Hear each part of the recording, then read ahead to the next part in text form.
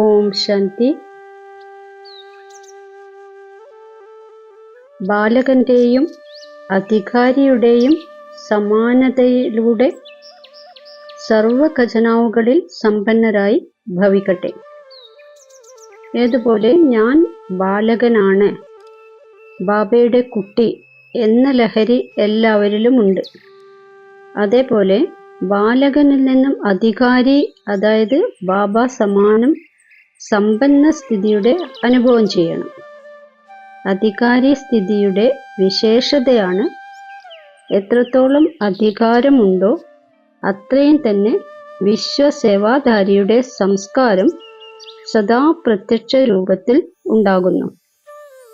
അധികാരി സ്ഥിതിയുടെ ലഹരിയും വിശ്വസേവാധാരി എന്ന ലഹരിയും സമാന രൂപത്തിൽ ഉണ്ടാകണം. അപ്പോഴാണ് ബാബ സമാനം എന്ന് പറയുക. ബാലകന്റെ സ്ഥിതി, അധികാരി സ്ഥിതി, ഈ രണ്ട് സ്വരൂപവും എപ്പോഴും കർമ്മത്തിൽ പ്രത്യക്ഷത്തിൽ വരണം.